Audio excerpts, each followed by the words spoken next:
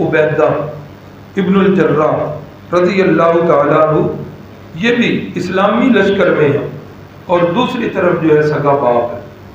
باپ نے پرواہ نہیں کی، باپ نے بیٹے کے اوپر حملہ کیا ہے، اور ابو عبیدہ نے حملہ بچاتے ہوئے، دفاع کرتے ہوئے جوابی حملے نے ابو عبیدہ نے تلوار جو چلائی ہے تو باپ کے 2 ٹکڑے ہو گئے۔ نحمدہ ونصلی علی رسولہ الکریم، اما بعد، اعوذ باللہ من الشیطان الرجیم، بسم اللہ الرحمن الرحیم۔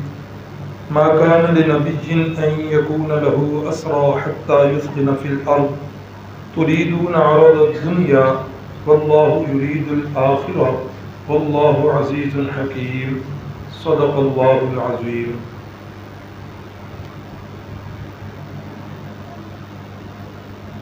دو ہجری کے واقعات میں سب سے بڑا واقعہ جو پیش آیا، جس کی اکثر تفصیلات آپ حضرات نے کل سن لی، اس کا کچھ بقیہ حصہ جو ہے وہ آج کے سبق میں ہو رہا ہے۔ سیرت کورس کے متعلق عرض کر دوں کہ کچھ کام جو ہیں اللہ نے ان کی تقسیم جو ہے وہ ایسے کی ہوئی ہے کہ کچھ کام ایسے ہیں جو میں کر سکتا ہوں، آپ نہیں کر سکتے، اور کچھ کام جو ہیں وہ آپ کر سکتے ہیں، میں نہیں کر سکتا۔ اور یہ صرف یہیں کی ترتیب نہیں، بلکہ اللہ رب العزت نے ہر گھر میں یہ ترتیب بنائی ہوئی۔ جو کام مرد کر سکتا ہے وہ عورت نہیں کر سکتی، جو عورت کر سکتی ہے وہ مرد نہیں کر سکتا۔ اللہ نے عورت کو گھر کی ملکہ بنایا ہوا ہے، اور مرد کو یہ ڈیوٹی دی سونپی ہے کہ وہ اس کے لیے کمائی کر کے لائے، اور آ کر عورت جو ہے اس کو سارے اس کے اخراجات برداشت کرے۔ تو یہ اللہ کی طرف سے ڈیوٹیاں ہوتی ہیں۔ یہ بات اس لیے کر رہا ہوں کہ یہ جو کچھ بیان ہو رہا ہے، اگر آپ حضرات کو یہ بیان کرنا پڑے تو آپ کر لیں گے، میرا خیال ہے کر لیں گے۔ شاید کچھ بندے کوشش کریں، کر بھی سکتے ہیں، یہ نبی پاک صلی اللہ علیہ وسلم کی سیرت طیبہ ہے، لیکن جس کام کی طرف میں آپ کی توجہ دلا رہا ہوں وہ یہ ہے کہ جو کام آپ کر سکتے ہیں وہ کام میں نہیں کر سکتا۔ میرے والا تو شاید آپ میں سے کچھ افراد کر لیں، اور یقیناً ہیں، مجھے علم ہے، علماء جو ہیں میرے اس درس میں ہوتے ہیں، میں ان کا شکر گزار ہوں کہ جہاں کہیں کچھ کمی بیشی ہو جائے وہ بعد میں مجھے تنبیہ بھی کر دیتے ہیں۔ اللہ ان کے علم و عمل میں برکت دے۔ آپ کے ذمہ جو کام ہے جو میں نہیں کر سکتا وہ ہے کہ اس سبق کی دعوت عامہ، آپ خود تو بڑے شوق سے شریک ہو رہے ہیں، ظاہر بات ہے کہ آپ کے چہروں سے نظر آ رہا۔ کل حالانہ مجھے بھی کچھ جو ہے خفگی ہوئی، شرمندگی ہوئی کہ وقت کچھ زیادہ ہو گیا، اور ہماری ترجمہ کلاس کے امیر صاحب حافظ اعظم صاحب نے اس طرف توجہ بھی دلائی۔ معذرت بھی چاہوں گا کہ کل وقت زیادہ لگ گیا۔ تو آپ کی چہروں سے پتہ چلتا ہے کہ آپ جو ہے اس درس کے اندر آ کر بڑے خوش ہوتے ہیں، اور یہ حقیقت ہے کہ کوئی بھی آپ کو زبردستی نہیں لا سکتا، آپ اپنی خوشی سے آتے ہیں۔ اور جس وقت ساتھیوں کے احوال سنتا ہوں تو اور زیادہ خوشی ہوتی ہے اور میرا دل بڑھ جاتا ہے۔ مثلا اگلے دن بھائی بلال صاحب ہیں ہمارے، لمبے سفر پہ گئے تھے، تو سبق کی وجہ سے ہر صورت میں وہ ادھر پہنچے کہ غیر حاضری نہ ہو جائے۔ اسی طرح بھائی لیاقت چیمہ صاحب ہیں، قلعہ رامکور سے تشریف لاتے ہیں، بڑی تاکید کے ساتھ یہ بھی سفر پہ تھے، اور انہوں نے بھی کوشش کی کہ میرا سبق میں غیر حاضری نہ ہو۔ بھائی احسان اللہ صاحب ہیں ہمارے، ہر چوکی کے ساتھی ہیں، لاہور گئے ہوئے تھے بیٹے کو داخل کروانے کے لیے یونیورسٹی میں، اور مجھے صبح کہہ رہے تھے کہ میری ہر ممکن کوشش ہوگی کہ میں ہر صورت میں پہنچوں۔ جس وقت اس طرح کی باتیں میں سنتا ہوں تو پھر مجھے بھی امید لگ پڑتی ہے کہ اللہ تعالیٰ اس ہمارے بیٹھنے کو، اس محفل کو، اس نشست کو اللہ تعالیٰ میرے لیے بھی یقیناً نجات کا ذریعہ بنائیں گے اور آپ کے لیے بھی نجات کا ذریعہ بنائیں گے۔ لیکن اس میں جو کمی آ رہی ہے وہ کمی یہ آ رہی ہے کہ ہم خود بڑے شوق سے آ رہے ہیں، بڑی فکر سے آ رہے ہیں، لیکن اس دعوت کو ہم وسیع شاید نہیں کر رہے۔ بعض حضرات کوشش بھی کر رہے ہیں۔ آج بھی ایک دو ساتھی ملے، انہوں نے کہا جی ہمیں شیخ اکرام صاحب نے بڑی تاکید کے ساتھ دعوت دی ہے۔ تو آپ حضرات جو ہے جب اس بات کو سمجھتے ہیں کہ اس کے سننے سے فائدہ ہو رہا ہے، تبدیلیاں آ رہی ہیں، ہمارے بھائی زبیر صاحب ہیں، کئی انہوں نے بتایا کہ کام تھے جو میں پچھلے سال سیرت کورس میں شریک ہوا تو اللہ نے مجھ سے وہ غلط کام چھڑوا دی، پھر اسی سیرت کورس کی برکت کی وجہ سے چہرے کو سنت سے بھی سجا دیا۔ تو یہ اس طرح کی باتیں تو بڑی خوش آئندہ ہیں، لیکن اگر آپ سمجھ رہے ہیں کہ یہ ہمارے لیے واقعی جو ہے فائدہ مند ہے تو پھر اس کی دعوت کو عام کریں اور دوسرے ساتھیوں کو بھی اس کی ترغیب دیں اور ایک دو دفعہ کوشش کر کے لے آئیں اور پھر اللہ سے دعا کریں کہ یا اللہ اس ساتھی کا دل بھی اس طرف مائل کر دے اور ہمیں یہاں بیٹھنا جو ہے اس کو ہماری بخشش کا ذریعہ بنا دے۔ 2 ہجری کا بڑا واقعہ جو ہے وہ کل ہو چکا بدر کا، اس کی کچھ شکیں جو ہیں وہ باقی رہ گئی تھی۔ حضرت امیر شریعت سید عطا اللہ شاہ صاحب بخاری، ان کا یہ مقولہ بڑا مشہور ہے۔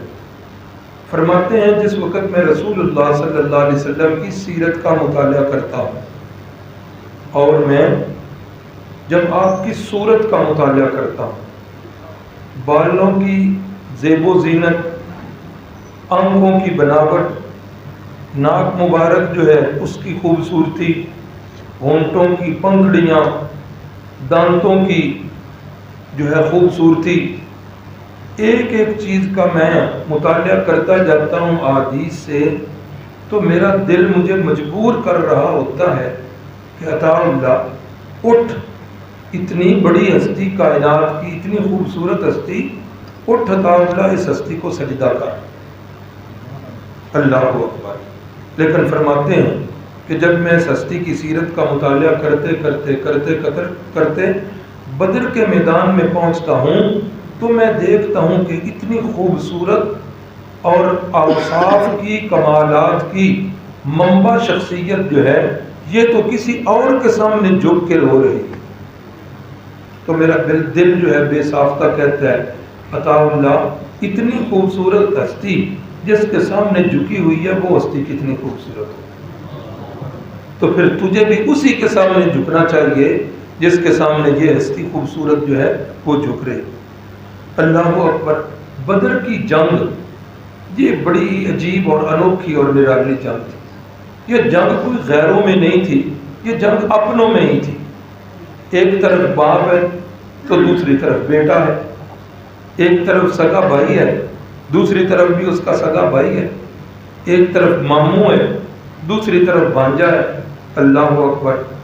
بدر کی جنگ کے بعد حضرت صدیق اکبر رضی اللہ تعالیٰ عنہ گھر بیٹھے ہوئے باتیں ہو رہی ہیں، بیٹا عبد الرحمن جو مسلمان ہو چکا تھا کہنے لگا ابا جی بدر کے میدان میں آپ 2-3 دفعہ میری تلوار کے نیچے آئے ہیں لیکن میں نے چھوڑ دیا کہ یہ میرے باپ ہے۔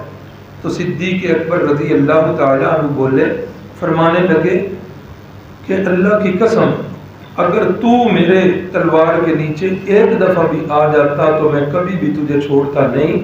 اس دن میرے بیٹے جو ہیں وہ لوگ تھے جو محمد عربی کے پرچم کے نیچے تھے صلی اللہ علیہ وسلم۔ اسی طرح ایک طرف جو ہے لشکر اسلامی کے اندر سیدنا حمزہ رضی اللہ تعالیٰ عنہ جو رسول اللہ صلی اللہ علیہ وسلم کے کیا کرتے ہیں چچا جان، اور ان کے مقابلے میں سیدنا عباس رضی اللہ تعالیٰ عنہ جو اس وقت تک مسلمان نہیں ہوئے تھے، ادھر بھی بھائی ہے ادھر بھی بھائی ہے۔ اسی طریقے کے ساتھ ایک طرف عاص ابن حشام ہے اور دوسری طرف حضرت فاروق اعظم ہیں، یہ عاص کے بھانجے لگتے ہیں، یہ ماموں اور بھانجا جو ہیں یہ آمنے سامنے. اسی طرح حضرت ابو عبیدہ ابن الجراح رضی اللہ تعالیٰ عنہ یہ بھی اسلامی لشکر میں ہیں اور دوسری طرف جو ہے سگا باپ ہے. باپ نے پرواہ نہیں کی، باپ نے بیٹے کے اوپر حملہ کیا ہے اور ابو عبیدہ نے حملہ بچاتے ہوئے، دفاع کرتے ہوئے جوابی حملے نے ابو عبیدہ نے تلوار جو چلائی ہے تو باپ کے 2 ٹکڑے ہو گئے. یار یہ کوئی کام آسان ہے؟ پیچھے اس کے دیکھیں کہ کیا چیز ہے. اللہ اکبر. یہ دین کی محنت ایسے نہیں پہنچی ہم تک، اس کے اندر صحابہ اکرام کی بڑی قربانیاں ہیں، اس کے اندر رسول اللہ صلی اللہ علیہ وسلم کی بڑی آزمائشیں. آج ہم نے اس دین کو بڑا لائٹ سا لے لیا کہ چلو جس کام پہ عمل ہو جائے تب بھی ٹھیک ہے، نہ بھی ہو جائے تب بھی ٹھیک ہے. نہیں بھائی، ایسا نہیں. یہ دین جو ہے اس کے پیچھے بڑی قربانیاں دی ہیں رسول اللہ صلی اللہ علیہ وسلم نے.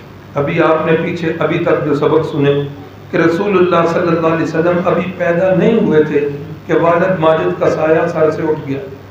پیدائش کے کچھ عرصے بعد ہی والدہ ماجدہ جو ہیں ان کا بھی سایہ اٹھ گیا.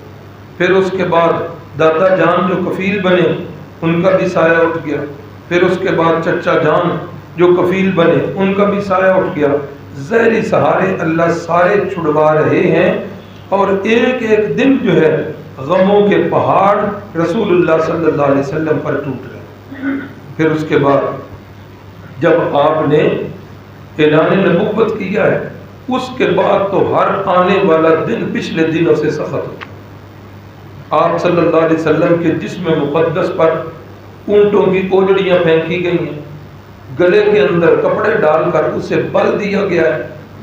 آپ صلی اللہ علیہ وسلم پر قاتلانہ حملے ہوئے ہیں، حملوں کی سازشیں ہوئی ہیں.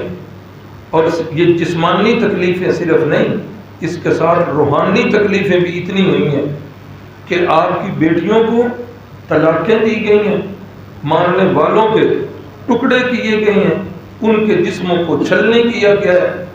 کون سا ظلم اور ستم تھا جو مشرکین مکہ نے رسول اللہ صلی اللہ علیہ وسلم یا آپ کے صحابہ پاک کے ساتھ نہیں کی.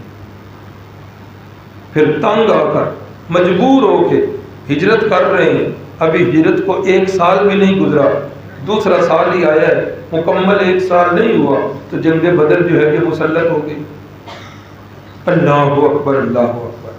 تو اب جس وقت یہ جنگ جو ہے ختم ہوئی ہے، اس جنگ کے اندر تقریباً 70 کے قریب مشرکین کے بندے جو ہیں وہ مارے گئے اور 70 کے قریب مشرکین کے بندے جو ہیں وہ قید ہو گئے، قیدی بن گئے. 70 مردار ہوئے اور 70 ہی قیدی بن گئے. اللہ اکبر. اور مسلمانوں کے تقریباً 11 یا 14 مسلمان جو ہیں صحابہ اکرام وہ شہید ہوئے. صحابہ کی کتنی قلیل تعداد اور مشرکین سمجھو کہ 140 بندے وہ جو ہے بالکل مارے گئے اور قید ہو. اب وہ جو جنگ بدر والے مقام پر پورا شہر آباد ہے، اس شہر کا نام بھی بدر ہے. اللہ تعالیٰ آپ سب کو وہاں لے جائے. بڑے عرصے تک یہ صحابہ اکرام کی جہاں پر قبریں ہیں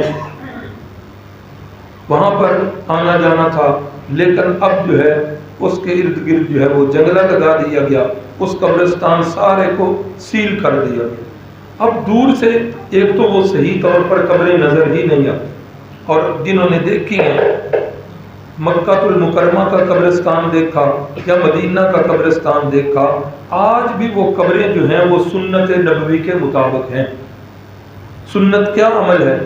سنت عمل یہ ہے کہ زیادہ سے زیادہ 1 بالشت جو ہے یہ قبر جو ہے اس کو اونچا کیا جا سکتا. آپ صلی اللہ علیہ وسلم نے سیدنا علی المرتضیٰ کو فرمایا تھا کہ گھوڑے پہ سوار ہو جاؤ اور 1 بالشت سے اونچی جو بھی قبر نظر آتی ہے اس کو زمین کے برابر کر دو، واضح حدیث کے اندر. لیکن آج ہمارے ہاں کیا ہے؟ وہی جو ہمارا ذہن گھر بنانے میں اور بلڈنگیں بنانے میں تھا کہ میرے ہمسائے نے 12 فٹ پہ چھت ڈال لی ہے تو میں نے 14 فٹ پہ چھت ڈال لی. یہی ذہن قبرستانوں میں چلا گیا کہ ادھر جو ہے قبر اونچی ہے، میں نے قبر پکی بنا لی ہے. اور ادھر جو ہے قبر پکی بنی ہے، میں نے اپنی قبر کو ٹائلیں لگانی شروع کر دی۔ یہاں تک معاملات بڑھے کہ ایک ایک قبر جو ہے اس نے کئی قبروں کی جگہوں کو گھیر لی، اور یہ خلاف سنت ہے، نہیں ایسا ہونا چاہیے۔ دنیا کے جو سب سے بہترین انسان تھے صحابہ اکرام، آج بھی ان کی قبریں دیکھیں تو وہ قبریں جو ہیں بالکل بمشکل جو ہے ان کا نشان معلوم ہو۔ تو یہ وہ قبرستان جو ہے اب چاروں طرف سے وہ اس کو جو ہے جنگلہ لگا دیا گیا ہے، دور سے نظر آتا ہے، اور وہاں جو چوک ہے اس چوک کے درمیان میں ان صحابہ اکرام کے نام لکھے ہوئے ہیں جو صحابہ اکرام اس غزوہ بدر کے اندر شہید ہوئے تھے۔ اللہ اکبر۔ بدر کے قیدی جو ہیں ان کے اندر، بدر کے شہداء جو ہیں ان کا مقام کیا ہے، یہ بات رسول اللہ صلی اللہ علیہ وسلم نے فرمایا، قد اطلع اللہ علی اہل بدر، اللہ نے جو بدر میں شریک صحابہ اکرام تھے اللہ نے جھانک کے ان کے دلوں کو دیکھ لیا، اللہ نے جھانک کے ان کے دلوں کو دیکھ لیا ہے۔ فقال، اللہ نے ان کے دلوں کی حالت دیکھ کے فرمایا، اعملوا ما شئتم، آج کے بعد جو جی چاہے کرتے پھرو، ان اللہ قد غفر لکم، اللہ نے تمہیں ہمیشہ ہمیشہ کے لیے معاف کر دیا۔ یار یہ کوئی چھوٹی ڈگری ہے کہ کوئی استاد کسی شاگرد سے یہ کہہ دے؟ میں نے اپنے یہ 50 سالہ دور میں کسی استاد کو یہ کہتے ہوئے نہیں سنا کہ کسی استاد نے کسی شاگرد سے کہا ہو کہ جو مرضی کرتے پھرو۔ یقیناً یہ رسول اللہ صلی اللہ علیہ وسلم ہی کہہ سکتے ہیں اپنے شاگردوں کو، کیونکہ آپ کی محنت کامل نہیں اکمل درجے کی محنت تھی اور کمال کی محنت تھی، اسی لیے پتہ تھا اللہ کو۔ یہ حدیث قدسی ہے نا، حدیث قدسی کسے کہتے ہیں کہ جو بات اللہ کی ہوتی ہے لیکن قرآن مجید میں نہیں، رسول اللہ کی زبان مقدس سے ہم تک پہنچی ہے، اسے حدیث قدسی کہتے ہیں۔ اللہ فرما رہے ہیں بدر کے صحابہ سے کہ آج کے بعد جو چاہے کرتے پھرو۔ اللہ تعالیٰ تو عالم الغیب ہے، ایسے ہی ہے نا، اللہ کو پتا تھا کہ میں نے اتنی بڑی گارنٹی دے دینی ہے، اتنی بڑی آزادی دے دینی ہے، لیکن جن لوگوں پر میرے محبوب نے محنت کی ہے، اتنی بڑی ڈگری اور آزادی کے بعد بھی انہوں نے کوئی غلط کام، اللہ تو یہ کہہ رہا ہے اور نبی پاک خوش جا رہے ہیں، اور آج ہم فیصل بنے بیٹھے، ہاں پتہ نہیں ہمیں فیصل بنا کس نے دیا ہے، آج ہم محاکمے کر رہے ہیں۔ حضرت عثمان غنی نے انج کیوں کیتا سی؟ حضرت عثمان غنی تو اپنے دور حکومت کے اندر رشتہ داروں کو پالتے رہے ہیں، پیسے دیتے رہے۔ حضرت عثمان غنی اقرباء پروری کرتے رہے، جوں کرتے رہے۔ حضرت امیر معاویہ جوں کرتے رہے۔ انا للہ و انا الیہ راجعون۔ کتنے افسوس کی بات کہ اللہ کہے کہ میں ان سے راضی ہو گیا ہوں، ایک منٹ کے لیے میں مان لیتا ہوں۔ حضرت عثمان غنی رضی اللہ تعالیٰ عنہ پر جو اعتراض ہو رہے ہیں اور جو حضرت امیر معاویہ پر لوگ اعتراض کر رہے، ایک منٹ کے لیے میں مان لیتا ہوں کہ وہ اعتراض صحیح ہے، ان کی باتیں ایک لمحے کے لیے تسلیم ہے، لیکن انہوں نے جو کچھ کیا، آج جو معترض ہے اعتراض کر رہا ہے، نقصان ان کا کیا ہے یا نقصان اللہ اور اس کے رسول کا کیا؟ اگر مان لیجیے کس کا کیا؟ تو جب اللہ بھی کہہ رہا ہے کہ آج کے بعد جو چاہے کرتے پھرو، اللہ کے نبی بھی جو ہے ان سے خوش ہیں، ہمیں پھر کس چیز کی تکلیف؟ اللہ اکبر۔ تو فرمایا ایک دفعہ جبریل امین آئے اور آ کر کہا، یا رسول اللہ یہ جو آپ کے صحابہ میں بدر میں شریک تھے ان کا باقی صحابہ میں کیا مقام ہے؟ تو رسول اللہ صلی اللہ علیہ وسلم نے فرمایا کہ بدر میں شریک صحابہ کا مقام باقی سارے صحابہ سے بلند ہے۔ رسول اللہ نے فرمایا، جبریل امین نے فرمایا، یا رسول اللہ صلی اللہ علیہ وسلم جو فرشتے جنگ بدر میں شریک ہوئے تھے جنہیں اللہ نے بھیجا تھا، 1000 فرشتے آئے تھے۔ کتنے فرشتے؟ 1000۔ اور مسلمانوں کے دل کو بڑھانے کے لیے اللہ نے فرمایا کہ گھبرانے کی بات نہیں، ضرورت پڑی تو میں 3000 بھی بھیج دوں گا، 5000 بھی بھیج دوں گا۔ 3 اور 5000 کی مدد کا وعدہ کیا اور 1000 بھیجیں۔ اور صحابہ اکرام فرماتے ہیں کئی دفعہ بدر کی جنگ میں ایسا ہوا کسی کافر کو مارنے کے لیے یوں ہم تلوار کرتے تھے اس کی گردن پہلے سے ہی اتر کر نیچے گر پڑتی. اور پھر صحابہ فرماتے ہیں کہ جو بندے مارے گئے 70 واضح ہم پہچان رہے تھے کہ کن کو ہم نے قتل کیا ہے, کن کو فرشتوں نے قتل کیا ہے. ہم نے جن کو قتل کیا ہوتا صرف زخموں کے نشانات تھے, اور جن کو فرشتوں نے قتل کیا تھا ان کے زخموں کے ساتھ ساتھ جلنے کے نشانات بھی تھے کہ فرشتوں کے کوڑے یا فرشتوں کے ہتھیار سخت قسم کے گرم تھے. جس کافر کو وہ فرشتے مارتے تھے اس کو زخم بھی ہوتا اور اتنا حصہ اس کا جل بھی جایا تھا. تو جبریل امین نے فرمایا یا رسول اللہ, جو فرشتے بدر میں شریک ہوئے تھے آسمانوں پر بھی ان کا مقام ایسے ہی ہے کہ باقی سارے فرشتوں سے وہ فرشتے جو ہیں بلند مقام ہیں. رضی اللہ عنہم ورضوا عنہ. تو بدر کے قیدی 70 کے قریب قیدی ہیں. صحابہ کرام میں مشورہ ہوا, رسول اللہ صلی اللہ علیہ وسلم نے مشورہ مانگا کہ کیا کرنا چاہیے. حضرت صدیق اکبر کی رائے آپ سب کو پتہ ہے, کیا کہا یا رسول اللہ فدیہ لیں اور چھوڑ دیں. فدیہ لینے سے ہماری اقتصادی حالت بہتر ہو جائے گی, اس رقم سے ہم اسلحہ خرید دیں گے, اپنے دفاع کو مضبوط کریں گے, اور ان کو چھوڑنے میں فائدہ یہ ہوگا کہ یہ بہت سارے لوگ جو ہے نا یہ مسلمان بھی ہو جائیں گے اور ہمارے حسن سلوک سے متاثر ہو کر آگے جا کر دوسرے لوگوں کو بھی بتائیں. کتنی کمال کی رائے. ہاں جی عمر آپ کی رائے. یا رسول اللہ میری رائے حضرت ابو بکر کی رائے کے بالکل خلاف ہے. میری رائے یہ ہے کہ جو ہمارے رشتہ دار ہیں میرے رشتہ داروں کو میرے حوالے کرو, اپنی تلوار کے ساتھ میں خود اس کی گردن اتاروں. ابو بکر اپنے رشتہ داروں کی, دیگر چونکہ یہ سارے ہمارے مقابل جو آئے ہیں ہمارے ہی رشتہ دار ہیں, تو لہذا ہمیں کیا کرنا چاہیے, اپنے رشتہ داروں کو خود قتل کرنا چاہیے. یہ دو رائے تو آپ نے پہلے سنی ہوئی.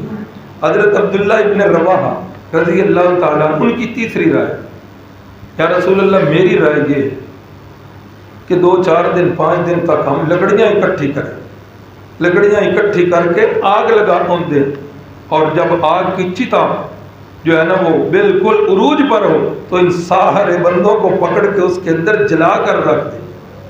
یا رسول اللہ مکے کے اندر انہی لوگوں نے ہمارا جینا آرام کیا ہوا تھا, ہمیں وہ سارے ان کے ظلم اور ستم یاد ہیں, آج بدلہ لینے کا وقت آیا ہے. چونکہ رسول اللہ صلی اللہ علیہ وسلم جو ہے اللہ اکبر حضرت صدیق اکبر کی رائے کو ترجیح دی تو رسول اللہ صلی اللہ علیہ وسلم نے فدیہ لے کر چھوڑ دیا. اور یہ فوراً کی بات نہیں کہ کئی دن تک یہ چلتی رہی باتیں, اور اتنی دیر تک قیدیوں کے ساتھ رسول اللہ صلی اللہ علیہ وسلم نے فرمایا تھا کہ حسن سلوک کرنا ہے, ان کے ساتھ انتہائی جو ہے نا لطف و مہربانی والا معاملہ کرنا ہے, ان کے کھانے کا خاص خیال رکھنا ہے. اللہ اکبر اللہ اکبر. اب جب یہ رائے ہو گئی قیدیوں کو چھوڑ دیا گیا تو دوسرے دن حضرت فاروق اعظم جو آئے تو رسول اللہ صلی اللہ علیہ وسلم بھی رو رہے تھے, حضرت صدیق اکبر بھی رو رہے تھے. حضرت فاروق بولے یا رسول اللہ خیر تو ہے, کیوں رو رہے, اگر کوئی واقعی رونے والی بات ہے تو مجھے بتائیں میں بھی روؤں, اور اگر رونے والی بات نہیں تو کم از کم نقل کے اندر میں رونے والی صورت ہی بنا لوں. رسول اللہ صلی اللہ علیہ وسلم نے فرمایا عمر کل تیری رائے جو تھی اللہ کو وہ پسند آئی, اور اللہ رب العزت نے جو عذاب بھیجا وہ اس درخت تک جو ہے اللہ کا عذاب آ چکا تھا. اور اللہ نے یہ فرمایا ما کان لنبی ان یکون له اسرا حتی یسخن فی الارض, کسی نبی کو تو یہ زیب ہی نہیں دیتا کہ قیدی اس کے قابو میں آ جائیں اور وہ خون بہائے بغیر انہیں چھوڑ دے. تریدون عرض الدنیا, اے محبوب آپ دنیا کے زیب و زینت کا, دنیا کے مال و متاع کا ارادہ کرتے ہیں, واللہ یرید الآخرہ, اور اللہ آخرت کا ارادہ کرتے ہیں. اللہ اکبر اللہ اکبر. تو حضرت فاروق اعظم کی رائے کو اللہ نے بھی پسند کیا, لیکن یہ بات لکھی جا چکی تھی. انہی جو بدر کے قیدی تھے انہی میں یہ قیدی ابو العاص ہیں. پتہ ہے یہ کون ہے؟ جی رسول اللہ صلی اللہ علیہ وسلم کے داماد ہیں, اور ان کی بیوی کا نام کیا ہے؟ حضرت زینب رضی اللہ تعالی. حضرت ابو العاص ہیں, حضرت ابو العاص رضی اللہ تعالیٰ یہ بھی ان قیدیوں کے اندر ہیں. جب فدیے کا تقاضا ہوا کہ لو جی فدیہ دو اور چھوڑ دیں، اب یہ جنگ کرنے آئے ہوئے تھے، ان سے جو مال اسباب تھے وہ تو سارے لے لیے گئے تھے، وہ تو مال غنیمت میں ہو گئے تھے۔ اب کیا ہوا، اب انہوں نے پیچھے پیغام بھیجے، اب پیچھے سے ان قیدیوں کے جو فدیے آئے، حضرت ابو العاص کے فدیے کے اندر کیا آیا، اللہ اکبر اللہ اکبر، وہ حضرت خدیجہ الکبریٰ نے جب اپنی بیٹی کی شادی زینب کی تھی تو جو اپنی بیٹی کو ہار دیا تھا، وہ ہار جس وقت آیا تو رسول اللہ صلی اللہ علیہ وسلم نے اس ہار کو دیکھا تو آپ زار و قطار رو پڑے اور آپ کے آنسو جاری ہو گئے۔ ایک طرف جو ہے خدیجہ الکبریٰ کی یاد آنے لگی اور دوسری طرف اپنی بیٹی زینب جس کو اللہ کی راہ میں انتہائی تکلیفیں دی گئیں، بیٹی کی بھی یاد آ رہی ہے اور خدیجہ الکبریٰ کی بھی یاد آ رہی۔ صحابہ سے فرمایا کہ یہ میری پہلی بیوی جو خدیجہ الکبریٰ تھی، یہ ہار ان کا ہے اور یہ اس نے اپنی بیٹی کو دیا تھا، اگر تمہاری اجازت ہو تو یہ ہار واپس کر دیا جائے، اور حضرت ابو العاص کو چھوڑ دیا۔ صحابہ اکرام نے جب رسول اللہ کی یہ حالت دیکھی کہ آپ دیدہ ہیں تو صحابہ نے بخوشی اجازت دے دی۔ رسول اللہ صلی اللہ علیہ وسلم نے ابو العاص کو چھوڑ دیا، لیکن ایک شرط رکھی، فرمایا شرط یہ ہے کہ جب تم مکے میں چلے جاؤ تو اس وقت میری بیٹی کو مدینے بھیج دے۔ ابو العاص نے وہ بھیج دیا انہیں، اگرچہ وہ پس و پیش ہوئی ہے اس وقت، لیکن بہرحال وہ آ گئی۔ اتفاق ایسا ہوا، یہ ابو العاص جو ہے نا، یہ حالت کفر کے اندر بھی ان کی ایمانداری مسلم ہے، ان کی شرافت جو ہے انتہائی مسلم ہے، انتہائی شریف طبع انسان ہے۔ شام کی طرف ایک دفعہ جانے لگے تجارت کے سلسلے میں تو لوگوں نے بہت سارے مال دے دیے کہ یہ بندہ بہت اچھا ایماندار آدمی ہے، پیسہ انویسٹ کرو۔ انویسٹ کر کے حضرت ابو العاص اس وقت تک کبھی مسلمان نہیں ہوئے تھے، ان کو دیا گیا۔ کامیاب تجارت کر کے جب واپس آ رہے ہیں، خوب نفع لے کے آ رہے ہیں، تو مسلمانوں کی ایک پیٹرولنگ پولیس جو رسول اللہ صلی اللہ علیہ وسلم نے مدینے کے ارد گرد رکھی ہوئی تھی مدینے کے دفاع کے لیے، تو پیٹرولنگ پولیس جو ہے اس سے مڑ بھیڑ ان کی ہو گئی، اور ان مسلمانوں نے پھر کیا کیا، ان کا سارا وہ سامان لوٹ لیا، اور سامان لوٹ کے باقیوں کو تو پکڑنا چاہا، یہ ابو العاص جو ہے یہ بھاگ گئے۔ رات کا وقت ہے، یہ بھاگے سیدھے مدینہ طیبہ، اور مدینہ طیبہ میں پہنچ کر یہ حضرت اپنی بیوی جو ہے حضرت زینب ان کے پاس، فجر کا وقت جو ہے وہ قریب ہو چکا ہے۔ ابو العاص نے وہ ساری بات سنائی تو حضرت زینب سے کہا کہ میں آپ کی پناہ لینا چاہتا ہوں۔ فجر کی جماعت کھڑی ہو چکی ہے، تکبیر تحریمہ رسول اللہ پڑھ چکے ہیں، بعض صحابہ بھی پڑھ چکے ہیں، اتنے میں پیچھے سے عورتوں کی طرف سے آواز آئی حضرت زینب کی کہ میں نے ابو العاص کو پناہ دے دی ہے۔ رسول اللہ صلی اللہ علیہ وسلم نے سلام پھیر کر صحابہ سے پوچھا، یہ مجھے شک پڑ رہا ہے کہ میں نے زینب کی آواز سنی ہے، آپ نے بھی سنی ہے؟ ہاں یا رسول اللہ، ہم نے سنی۔ جب تحقیق ہوئی تو پتہ چلا کہ ابو العاص جو ہیں وہ آ گئے ہیں، اور وہ اتنے میں صحابہ اکرام بھی آ گئے۔ تو جب آپ نے فرمایا اچھا بھی میری بیٹی نے زینب نے پناہ دی ہے تو آپ کی طرف سے، سارے صحابہ نے کہا جی ہماری طرف سے بھی پناہ۔ تو رسول اللہ صلی اللہ علیہ وسلم نے فرمایا اپنی بیٹی زینب کو کہ بیٹی ابو العاص کے ساتھ اچھا سلوک کرنا، جب تک وہ ادھر ہے تیری پناہ میں، وہ تو ابھی بعد میں فیصلہ ہوگا، اچھا سلوک کرنا۔ ہاں ایک بات کا جو ہے نا وہ خیال رکھنا، تیرے قریب نہ آئے، چونکہ تو مسلمان ہے، ابھی تک وہ حالت کفر میں ہے، تمہارا نکاح جو ہے وہ نہیں ہے، اس لیے وہ تمہارے قریب نہ آئے، چونکہ اب آپ آ چکی ہو ادھر مدینہ النبی میں۔ اللہ اکبر۔ بہرحال حضرت زینب نے اچھا سلوک کیا اور صحابہ کے ساتھ مشورہ ہوا، اور اس مشورے کے اندر یہ طے ہوا کہ ان کی ساری دولت جو ہے انہیں دے دی جائے، کیونکہ یہ دوسرے لوگوں کا پیسہ لے کے، کسی نے کہہ دیا ابو العاص ان کی گل چپڑنے ان مسلمان ہو جا، تو حضرت ابو العاص فرمانے لگے نہیں ابھی وہ وقت نہیں آیا۔ حضرت ابو العاص ادھر سے گئے ہیں سیدھے مکے میں، جتنا جس کا پیسہ تھا وہ سارے کا سارا ایک ایک روپیہ کر کے سب کو واپس کر کے آئے ہیں، اور جس وقت سب سے واپس کیا اعلان کر کے پوچھا کسی کا کوئی پیسہ میری طرف رہ تو نہیں گیا؟ جی نہیں رہ گیا۔ فرمایا اچھا اب میرے سارے اس بات پر گواہ ہو جاؤ، اشہد ان لا الہ الا اللہ واشہد ان محمدا عبدہ ورسولہ۔ اس وقت میرے دل میں اسلام گر چکا تھا، لیکن وہاں میں نے اعلان نہیں کیا تھا، اس لیے کہ کہیں لوگ یہ نہ کہیں کہ قیدی قید سے مرعوب ہو کر مسلمان ہو رہا ہے۔ اب انہوں نے بھی آزاد کر دیا، آپ کا پیسہ بھی میں نے واپس کر دیا۔ ایمانداری بڑی چیز ہے۔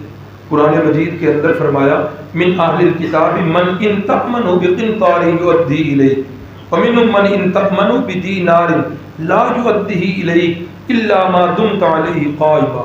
فرمایا اہل کتاب میں کچھ لوگ تو اتنے ایماندار ہیں، آپ ان کے پاس ڈھیر مال جو ہے، قنطار ڈھیر مال کو کہتے ہیں، ڈھیر مال بھی رکھیں تو 1 روپیہ بھی 1 پیسہ بھی ان کے لیے حرام ہے، سارا وہ آپ کو واپس کریں گے جو امانت میں رکھا ہے۔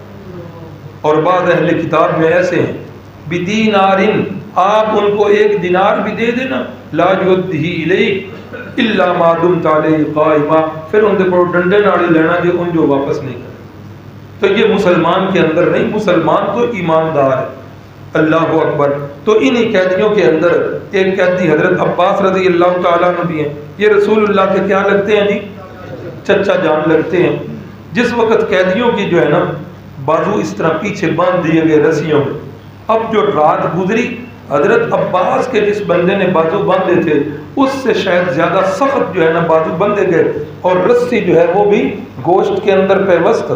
اور رسول اللہ صلی اللہ علیہ وسلم نے جس وقت اپنے چچا عباس کے کرانے کی آواز سنی، چچا عباس کو ساری رات نیند نہیں پڑی، تو رسول اللہ کے کان مبارک جو ہے ان تک چچا کی آواز کرانے کی آئی، تو اس کے بعد رسول اللہ صلی اللہ علیہ وسلم بھی ساری رات سوئے، اور صبح اٹھتے ہی فرمایا کہ میرے چچا عباس کی بھی رسیاں ڈھیلی کر دو، اور بھی جن جن کی رسیاں سخت باندھی ہوئی ہیں ان کی رسیاں جو ہیں وہ ڈھیلی کر دو۔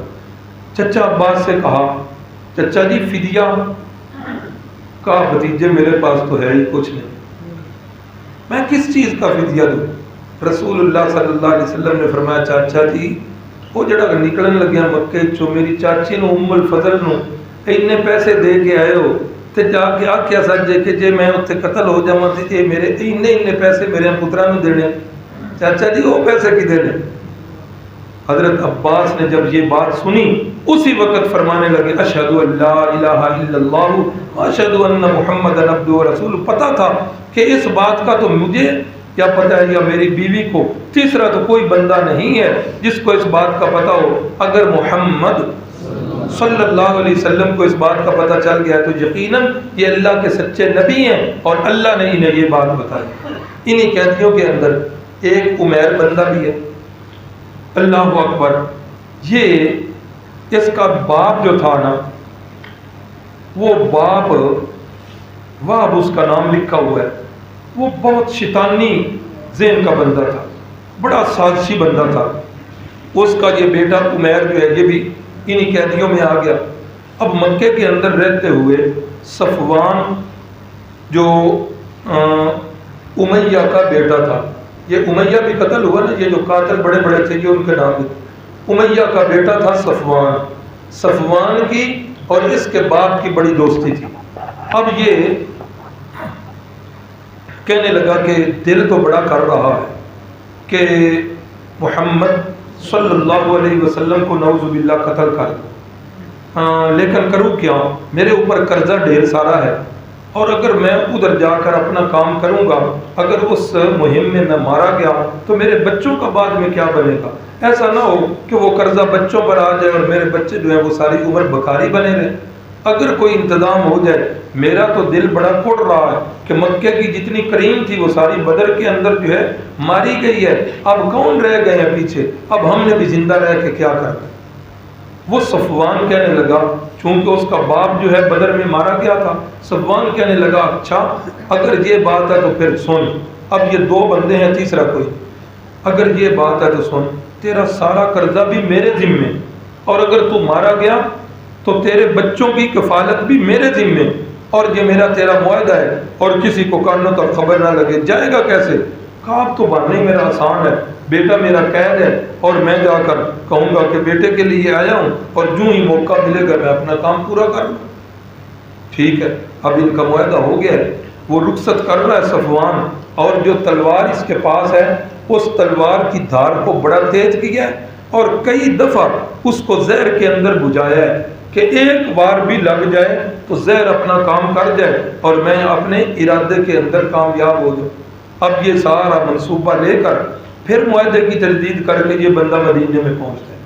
اب مدینے میں پہنچ کر پہلے تو جو ہے ادھر ادھر سے سارے حالات کو پوچھا، پھر مسجد نبوی کے پاس آ کر اپنا اونٹ ٹھہرایا، اور جو ہی اترا صحابہ کرام کی نظر پڑ گئی، صحابہ اس کے پاس اکٹھے ہو گئے کہ یہ شیطان صفت بندہ، یہ تو بڑا مکار ہے، دجال ہے، دھوکے باز ہے، یہ کیسے آ گئے؟ جب روڑا اور شور ابھرانا تو حضرت فاروق اعظم پاس گزر رہے تھے، حضرت فاروق اعظم نے اس کو دیکھا تو پکڑا ادھر گلے باندھ سے، ایتھوں پکڑ کر رسول اللہ صلی اللہ علیہ وسلم، یا رسول اللہ یہ جو ہے نا وہب بن عمیر جو ہے وہ آ گیا، کیا کرنا ہے؟ فرمایا عمر اسے آنے دے، وہ تلوار اس کے گلے میں لٹکی ہوئی ہے۔ جب آیا تو آپ صلی اللہ علیہ وسلم نے پوچھا ہاں جی کیسے آنا ہوا؟ کہا جی وہ بیٹا ہے آپ کی قید میں، تو میری اور آپ کی چونکہ رشتہ داری بھی پچھلی ہے تو میں چاہتا ہوں کہ اپنے بیٹے کو آزاد کرواؤں اور فدیے کے اندر آپ کچھ مہربانی کریں، کچھ کم کر دیں، غریب آدمی ہوں، مہربانی کریں تو یہ کام میرا کر دیں، میں صرف بیٹے کے لیے آیا۔ آپ صلی اللہ علیہ وسلم نے فرمایا آئے ہو بیٹے کو چھڑانے کے لیے اور گلے میں تلوار لٹکائی ہوئی ہے؟ ہاں، اب جب یہ بات کہی ایک دفعہ تو ٹھٹکا، پھر فوراً سنبھل کے کہتے ہیں نہیں وہ اصل میں اونٹ سے اترا ہوں تو آپ کے صحابہ نے مجھے پکڑ لیا ہے، یہ ادھر لٹکانی جو ہے یاد نہیں رہی تو اس لیے یہ لے آیا ہوں۔ اے محمد صلی اللہ علیہ وسلم انہاں تلوار اگے بدل کی کیتا جڑا یہ ہون کر لینا، یہ تلوار تو بس ایسے ہی ساتھ آ گئی ہے، ورنہ ان تلواروں نے کیا کیا ہے؟ ادھر تو یہ ساری لکڑیاں ہی ثابت ہوئی ہیں، کچھ کرنے والی ہوتی تو ادھر کر لیتی، ادھر آ کر اس نے کیا کر لینا؟ رسول اللہ صلی اللہ علیہ وسلم نے فرمایا اچھا ادھر اس نے کرنا کچھ نہیں تو پھر زہر میں بجھا کے اسے کیوں لائے ہو؟ جب یہ بات سنی کہنے لگا نہیں جی نہیں، آپ کو کس نے بتایا؟ کوئی زہر شہر میں نہیں بجھا۔ فرمایا زہر میں بجھنے والی بات بھی اللہ نے بتائی، اور صفوان کے ساتھ تیرا معاہدہ جو ہوا ہے وہ بتا۔ اب جس وقت اس نے کہا سنبھلا تو صحیح، کہنے لگا جی کیا معاہدہ؟ فرمایا تیرا معاہدہ ہوا ہے کہ میں یہ کام کروں گا اور میرا قرضہ سارا صفوان نے اتارنا ہے، اور اگر میں اس مہم کے اندر مارا جاؤں تو میرے بیوی بچوں کا خرچ جو ہے صفوان نے دینا۔ جس وقت رسول اللہ صلی اللہ علیہ وسلم نے یہ ساری باتیں بتائیں اسی وقت کہنے لگا اشہد ان لا الہ الا اللہ واشہد ان محمدا عبدہ ورسولہ۔ تو بہت سارے قیدیوں نے حسن سلوک دیکھا صحابہ اکرام کا کہ جن بندوں کے پاس وہ قید ہیں، چونکہ جیل تو تھی نہیں، لوگوں کے صحابہ کے پاس قید ہیں، اور صحابہ اکرام نے دیکھا کہ یہ جن کے پاس ہم قیدی بنے ہوئے ہیں اللہ کے نبی کی انہیں اتنی تعلیم ہے کہ یہ خود روٹی پہلے نہیں کھاتے، یہ ہمیں کھانا پہلے کھلاتے ہیں، اس میں سے اگر بچ جائے تو تب یہ کھانا خود کھاتے ہیں، اگر نہ بچے تو چند کھجوریں کھا کر گزارا کر لیں۔ اب رسول اللہ کی اس تعلیم نے اور صحابہ کے اس عمل نے ان کے دلوں کو جو ہے اور نرم کر دیا، اور کتنے ہی لوگ بعد میں مسلمان ہوئے۔ شاید یاد ہوگا ہمارے پڑوس میں بھی ایک قیدی بن کے خاتون عیسائیوں کی آئی تھی، ایون ریڈلی، نام سنا ہے؟ ایون ریڈلی عیسائیوں کی خاتون تھی، اور وہ تھی بھی کیا، صحافی تھی، اور وہ طالبان کے ظلم و ستم دیکھنے آئی تھی۔ ساری اس نے مہم اپنی مکمل کر لی تھی، جب واپس جا رہی ہے اس کے سامان کی تلاشی لی گئی، طالبان کی حکومت تھی، ملا عمر رحمہ اللہ کی حکومت تھی، تو اس کی سامان کی تلاشی لی تو وہ کیمرے کے جو اس نے پارٹس سارے الگ الگ کر کے رکھے تھے وہ سارے برآمد ہو گئے۔ اب جب جوڑا گیا وہ ساری خفیہ مقامات اور حساس مقامات کی تصویریں تھیں، پکڑ لیا، شرعی عدالت کے اندر مقدمہ لگ گیا۔ اب جس وقت مقدمہ لگا ابھی فیصلہ نہیں ہوا تھا کہ امریکہ اپنے اتحادیوں کے ساتھ وہ پل پڑا اور وہ جنگ جو ہے وہ شروع ہو گئی، اور اس قید کے اندر اس نے بھی یہی کچھ دیکھا کہ وہ جو بڑی بڑی داڑھیوں والے، بڑے بڑے بالوں والے وہ لوگ جو میرے پیرے کے اوپر لگے ہوئے ہیں، کہتی ہے کہ میرے سامنے لسٹ آئی صبح کے کھانے میں کیا پسند کرو گے؟ ناشتہ کس چیز کا؟ نیچے کچھ چیزیں لکھی. دوپہر کے کھانے میں کیا پسند؟ رات کے کھانے میں کہتی ہے میں نے وہ کاغذ پکڑا اور ایک طرف رکھ دیا. کہ بھلا قیدیوں سے بھی کوئی پوچھتا ہے کہ کیا صبح کھانا ہے، دوپہر کیا کھانا ہے، شام کیا کھانا ہے؟ یہ میرے ساتھ طالبان مذاق کر رہے ہیں. کہتی ہیں کہ تھوڑی دیر کے بعد وہ پہرے دار آیا، اس نے آ کر کہا کہ وہ کاغذ دو. جب اس نے دیکھا خالی ہے پھر اس نے سختی سے کہا کہ ٹک کرو. تو کہتی ہے ایک دو چیزیں ناشتے کی، ایک دو دوپہر کی. وہ چیزیں جو ٹک کی میں حیران رہ گئی کہ جب میرا ناشتہ آیا تو وہی چیزیں تھیں جو میں نے ٹک کی ہوئی تھی، دوپہر کا کھانا آیا تو وہی چیزیں تھیں جن پر میں نے ٹک کی ہوئی تھی. تو کہتی ہے ایک دن میں کھانا کھا کے اٹھی کہ میں دیکھوں کہ مجھے تو ایسا کھانا دے رہے ہیں، یہ پہرے دار خود کیسا کھانا کھاتے ہیں. کہتی ہے میں حیران رہ گئی کہ میں نے دیکھا کہ رات کی بس سی روٹی اور پانی میں بھگو کر وہ جو ہے پہرے دار کھا رہا ہے اور مجھے جو ہے وہ تازہ ناشتہ دیا گیا.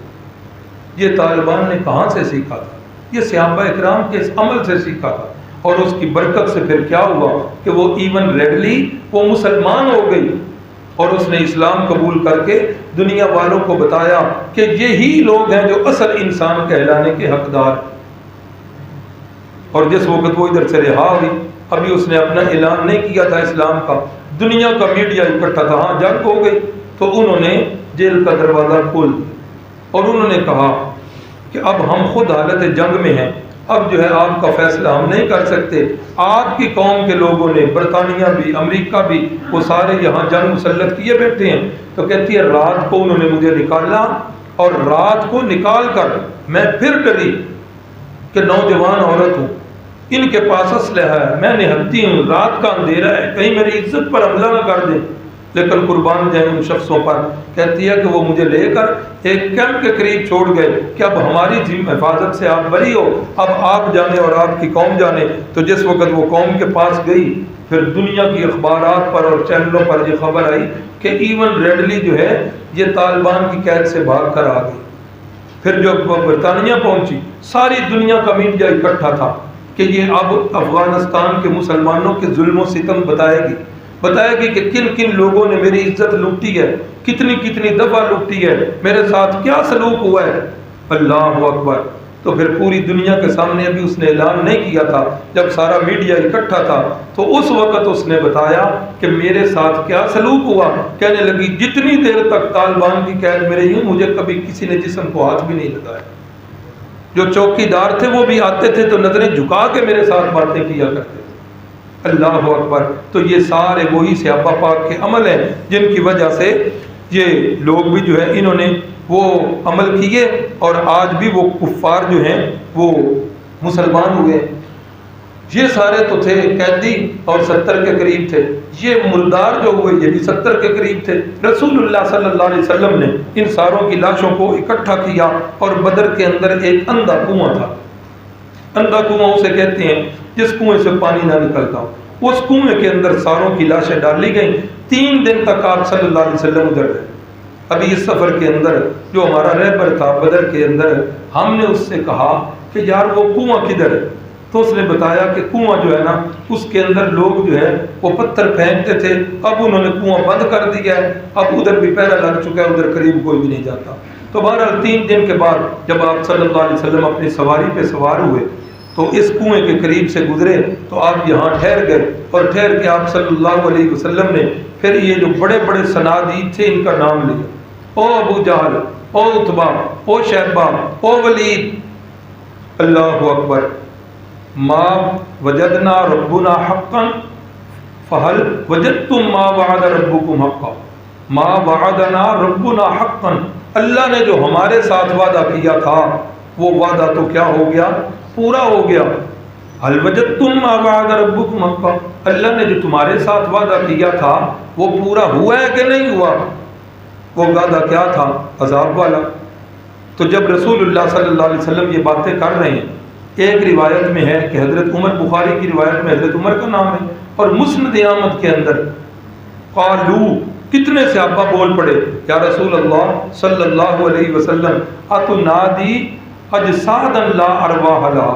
آپ ایسے جسموں سے گفتگو کر رہے ہیں جو جسم جن کے اندر روح نہیں ہے، آپ ان کے ساتھ گفتگو کر رہے ہیں. اللہ اکبر. نبی پاک صلی اللہ علیہ وسلم نے فرمایا انہم لیسمعون الان ما اقول لهم، یہ بخاری کی حدیث کے میں لفظ پڑھ رہا ہوں، انہم بے شک یہ والے مردے، سارے نہیں، انہم یہ والے، لیسمعون یہ سن رہے ہیں، باقی کام نہیں، دیکھ نہیں رہے، صرف سن رہے ہیں، لیسمعون الان اس وقت سن رہے ہیں، ما اقول لهم میری باتوں کو سن رہے ہیں، کہ ما اقول واحد متکلم کا صیغہ ہے، رسول اللہ نے واضح فرما دیا کہ میری باتوں کو سن رہے ہیں، اس وقت سن رہے ہیں، اور یہ والے مردے سن رہے ہیں۔ آپ نے جواب میں نے یہ نہیں فرمایا کہ سارے مردے جو ہیں وہ سنتے ہیں، نہیں، یہی حدیث کے الفاظ ہیں۔ اور حضرت قتادہ رضی اللہ تعالیٰ عنہ جو اس حدیث کے راوی ہیں، وہ اس حدیث کو نقل کر کے فرماتے ہیں احیاہم اللہ نقمتاً و ندمتاً و حسرتاً، اللہ نے چند لمحوں کے لیے انہیں زندہ کر دیا تھا تاکہ اپنے نبی کی باتیں ان کو سنوائے اور ان کی تکلیف میں مزید اضافہ ہو۔ اب یہ ساری بخاری کی حدیث میں نے آپ سے پڑھی، آپ کے سامنے پڑھی ہے، اس سے پتہ چلا کہ یہ جو ہے یہ معجزہ تھا رسول اللہ صلی اللہ علیہ وسلم کا، کہ اللہ نے ان مردوں کو ایک لمحے کے لیے زندہ کیا اور رسول اللہ صلی اللہ علیہ وسلم کی باتیں ان کو سنوائیں۔ اللہ اکبر۔ یہ بات چلتے چلتے بخاری میں ہی آتا ہے، اماں جی حضرت عائشہ صدیقہ تک پہنچ گئے کہ کیا واقعی مردے سنتے ہیں؟ تو اماں جی عائشہ صدیقہ نے فرمایا کہ عبداللہ ابن عمر کو بھول لگی ہے، اللہ کے نبی نے لیسمعون نہیں فرمایا تھا کہ مردے سنتے ہیں، آپ نے تو فرمایا تھا لیعلمون، اے ابن عمر تم نہیں جانتے، اس وقت وہ جان رہے ہیں کہ جو اللہ ان کے ساتھ سلوک کر رہا ہے، اے ابن عمر اللہ کا وہ سلوک وہ جانتے ہیں، تم نہیں جانتے۔ اللہ اکبر۔ اور اس کے ساتھ ہی اماں جان نے آگے 2 آیتیں پڑھی، فرمایا اللہ جو قرآن میں کہہ رہا ہے انک لا تسمع الموتى، اے محبوب آپ بھی مردوں کو نہیں سنوا سکتے، وما انت بمسمع من فی القبور، جو قبروں میں پڑے ہوئے ہیں اے محبوب آپ بھی اپنی بات ان تک سنوا نہیں سکتے۔ اللہ اکبر۔ اب اس حدیث سے 2-3 باتیں پتہ چل گئی۔ ایک تو یہ پتہ چل گیا کہ جو معاملہ روٹین کے مطابق ہو رہا ہو اس پر سوال نہیں ہوتا۔ مثلا روزانہ آپ 4 رکعت ظہر کی پڑھاتے تھے، کبھی کسی صحابی نے سوال نہیں کیا اللہ کے نبی 4 رکعت کیوں پڑھائیں؟ سوال ہمیشہ اس وقت ہوتا ہے جب روٹین سے ہٹ کے ایک معاملہ ہوتا ہے تب سوال ہوتا ہے۔ جیسے اللہ کے نبی نے ایک دفعہ 4 پڑھانی تھی تو کتنی پڑھا دی؟ 2۔ جو ہی سلام پھیرا تو صحابی نے پوچھ لیا اللہ کے نبی نماز کم ہو گئی ہے یا آپ بھول گئے ہیں؟ اسی طرح یہاں بھی جو صحابہ اکرام سوال کر رہے ہیں اللہ کے نبی صلی اللہ علیہ وسلم جن جسموں سے آپ باتیں کر رہے ہیں ان میں تو روح موجود ہی نہیں۔ معلوم کیا ہوا کہ سارے صحابہ کا یہی عقیدہ تھا کہ جس وقت روح نکل جاتی ہے اس وقت وہ مردہ جسم سنتا نہیں ہے۔ جبھی تو صحابہ اکرام نے یہ سوال کیا اور رسول اللہ نے شافی اور وافی جواب دے دیا اور فرمایا کہ انہم یہ والے مردے، سارے مردے نہیں، لیسمعون یہ سن رہے ہیں، ما اقول لہم جو میں انہیں کہہ رہا ہوں، الان اس وقت سن رہے۔ اب یہ بات تو ہوگی، اب یہ مسئلہ اتنا بڑا کہ ایک عظیم جو دیوبند کی جماعت تھی اس کی 2 جماعتیں بن گئی اور اس کے اندر جو ہے پھر ہمارے اوپر فتوے لگنے شروع ہو، اے جی دیوبندی نہیں ہے، شکر ہے یہ نہیں آتے کہ مسلمان نہیں ہے۔ میں اگلے دن مولانا محمد رفیع عثمانی جو دارالعلوم کراچی کے محتمم تھے وفات پا گئے، میں ان کی تقریر سن رہا تھا۔ یہ پیچھے سے ہجرت کر کے آئے ہیں انڈیا سے، تو یہ دیوبند قصبے میں رہتے تھے، تو فرماتے ہیں کہ جب میں ادھر سے ادھر آیا تو میں اپنے نام کے ساتھ لکھتا تھا محمد رفیع دیوبندی، تو جب میں ادھر آیا تو والد صاحب نے ایک جگہ میرے ہاتھ کا لکھا ہوا دیکھا محمد رفیع دیوبندی، تو والد صاحب نے فرمایا کہ یہ جو تمہارا دیوبندی لکھنا ہے مجھے اس سے فرقہ واریت کی بو آ رہی ہے۔ حالانکہ کہتے ہیں کہ میں لکھ سکتا تھا دیوبندی کیونکہ پیچھے ہم دیوبند کے رہنے والے تھے، میں لکھ بھی سکتا تھا، لیکن والد صاحب مفتی محمد شفیع رحمہ اللہ فرمانے لگے کہ تیرے اس لفظ سے مجھے فرقہ واریت کی بو آ رہی، اس لیے اس لفظ کو ختم کر۔ لیکن کتنی حیرانگی ہوتی ہے، آج لوگوں نے اسی مسئلے کو معیار بنا لیا ہے حق اور باطل۔ آج میں ویسے لے کے آیا ہوں، یہ میرے پاس فتاوی ہے، فتاوی دارالعلوم دیوبند، یہ دیوبند سے کراچی سے چھپا ہے، اور دارالعلوم دیوبند میں جتنے فتوے لیے جا چکے یہ مولانا عزیز الرحمان ہے، اور اس کا یہ صفحہ میرے پاس 582 صفحہ ہے، اور اس کے اندر کی بعد میں جو ذوق والے ساتھی ہیں دیکھ کے بھی لکھ رہے ہیں حضرت مفتی عزیز الرحمان صاحب، سماع میت ثابت نہیں ہے بلکہ عدم سماع پر نص قطعی وارد ہے۔ قال اللہ تعالی وما انت بمسمع من فی القبور وقال اللہ تعالی انک لا تسمع الموتى۔ یہ دارالعلوم دیوبند کا فتویٰ ہے۔ اللہ اکبر اللہ اکبر، لکھ رہے ہیں کہ مردوں کے نہ سننے پر نص قطعی وارد ہے۔ اب نص قطعی علماء جانتے ہیں اس کا منکر کون ہوتا ہے، یہ علماء ہی جانتے ہیں، میں تو اس کی وضاحت نہیں کروں گا۔ تو بہرحال دعا یہ کیا کریں کہ اللہ ان فرقوں سے اللہ ہماری جان چھڑا دے، اللہ قرآن والا عقیدہ نصیب فرما دے، اللہ اپنے پیارے محبوب والا عقیدہ نصیب فرما دے، اللہ ہمارا خاتمہ ایمان پہ فرما دے۔ یہ جو باتیں قرآن و حدیث سے ثابت تھیں، آج انہی باتوں کے اندر جو ہے لوگوں نے اختلاف ڈال دیا۔ تو یہ بدر کے جو مردار تھے حضرت فاطمہ اور حضرت سیدنا علی المرتضیٰ رضی اللہ تعالیٰ عنہما، ان کا نکاح بھی 2 ہجری کے اندر ہوا، اور حضرت فاطمہ ان سے پہلے ان کی 2 بڑی بہنیں جو ہیں، حضرت زینب کی شادی ہو چکی تھی کن سے؟ حضرت ابو العاص سے، جن کا ذکر پڑھ چکے، اور حضرت رقیہ کی شادی جو ہے وہ حضرت عثمان سے ہو چکی تھی۔ اب باقی ام کلثوم اور باقی جو ہے وہ حضرت فاطمہ، تو حضرت فاطمہ کا حضرت علی سے نکاح جو ہے وہ بھی اسی 2 ہجری کے اندر ہوا۔ اور رسول اللہ صلی اللہ علیہ وسلم نے فرمایا کہ میں نے خود جن عورتوں کے ساتھ نکاح کیا ہے، میں نے کسی عورت کے ساتھ بھی اپنی مرضی سے نکاح نہیں کیا، بلکہ کس کی مرضی سے کیا؟ اللہ کی۔ اور فرمایا کہ میں نے اپنی بیٹیوں کے نکاح بھی جن سے کیے ہیں وہ بھی اپنی مرضی سے نہیں، وہ بھی کن کی مرضی سے؟ اللہ کی مرضی سے۔ تو یہ نکاح جو ہوا یہ بھی کس کی مرضی سے ہوا؟ حضرت فاطمہ کے نکاح میں حق مار کتنا طے ہوا یاد ہے؟ ہاں، اللہ اکبر اللہ۔ حضرت پاک صلی اللہ علیہ وسلم نے فرمایا نا علی سے، پہلے یہی رشتہ حضرت صدیق اکبر نے مانگا تھا، آپ نے خاموشی کی، حضرت عمر نے مانگا، آپ نے خاموشی فرمائی، اور جب حضرت علی نے مانگا رشتہ تو فرمایا کوئی ہے تیاری کرو پھر، حق مار کی۔ اللہ اکبر۔ تو حضرت علی المرتضیٰ بازار میں گئے، زیرہ تھی پاس، شیر تھے اللہ کے، اور تو کوئی چیز نہیں، فقر و فاقہ کے وہ مرشد ہیں۔ اللہ اکبر۔ تو حضرت علی زیرہ لے کے گئے، بازار میں جا کے آواز لگائی، ہاں بھائی یہ زیرہ کون خرید گا؟ حضرت عثمان پیچھے تھے، فرمانے لگے کیوں بیچ رہے؟ کہا میری شادی ہے تو میں نے شادی کا انتظام کرنا ہے، حکمار کا انتظام کرنا ہے۔ فرمایا میں خرید دوں گا۔ حضرت عثمان جو ہیں پیشے کے لحاظ سے کیا تھے پتہ ہے؟ کیا تھے؟ تاجر تھے۔ کہا میں خرید دوں گا۔ کہا کتنے میں بیچو گے؟ کہا کتنے میں خریدو گے؟ حضرت عثمان غنی فرمایا زیرہ کس چیز کی بنی ہوتی ہے پتہ ہے؟ یہ لوہے کی جو سنگلیاں ہوتی ہیں نا، کڑیاں، اس کی وہ بنی ہے جب گھر میں پڑی ہوئی۔ حضرت عثمان غنی نے فرمایا علی بھائی ایک ایک کڑی گنتے جاؤ اور ساتھ ایک ایک درہم جو ہے مجھ سے لیتے جاؤ۔ تاجر ہیں حضرت عثمان غنی، وہ جانتے ہیں کہ کتنا لوہے کا بھاؤ ہے اور کتنا چاندی کا بھاؤ ہے۔ چاندی کا بھی وہ قیمت اچھی طرح جانتے ہیں، لوہے کی قیمت کو بھی اچھی طرح جانتے ہیں، اور لوہے کو کس کے بدلے میں خرید رہے ہیں؟ 480 کڑیاں بنی زیرہ کی حضرت عثمان غنی نے 480 درہم حضرت سیدنا علی المرتضیٰ کو دیے۔ جس وقت حضرت علی جانے لگے فرمایا علی بھائی یہ زیرہ اور میری ہو گئی ہے؟ کہاں آپ نے قیمت دی ہے؟ بالکل ہو گئی ہے۔ فرمایا اچھا یہ میری طرف سے تحفہ لے لو، آج کے بعد جہاد تم کرو گے، ثواب عثمان غنی کو ملے۔ تو یہ سارے شادی کے اخراجات یہ بھی حضرت عثمان غنی نے۔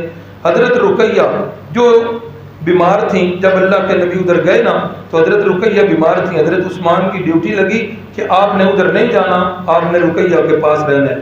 تو اب حضرت رقیہ کا انتقال ہو گیا، اللہ کے نبی ادھر ہی تھے تو حضرت رقیہ کا انتقال ہو گیا، تو رسول اللہ صلی اللہ علیہ وسلم انتہائی اپنی بیٹی کے اس غم کی وجہ سے رنجیدہ ہوئے۔ اسی سال گستاخ رسول تھا ایک یہودیوں کا کعب ابن اشرف، یہ جو ہے اسی سال مردار ہوا۔ اس کا بھی ایک بڑا دلچسپ واقعہ ہے، لیکن اب وقت پورا ہو گیا ہے، میں مزید نہیں آگے جانا چاہوں گا۔ اسی سال وہ جو حضرت صدیق اکبر نے شرط لگائی تھی کہ رومی جو ہیں وہ چند سالوں میں غالب آ جائیں گے، ادھر سے بدر کی فتح ہوئی، ادھر سے رومی جو ہے وہ پھر ایرانیوں پر غالب آ گئے، اور قرآن کی یہ سورۃ الروم جو ہے یہ نازل ہو گئی۔ تو یہ 2 ہجری کے واقعات تھے جو چیدہ چیدہ آپ حضرات کے سامنے گوش گزار کیے۔ اللہ سے دعا ہے اللہ رب العزت ہمیں حق والی جماعت کے ساتھ قائم رکھے اور اللہ تعالی ہمیں قرآن و سنت کی سمجھ نصیب فرمائے۔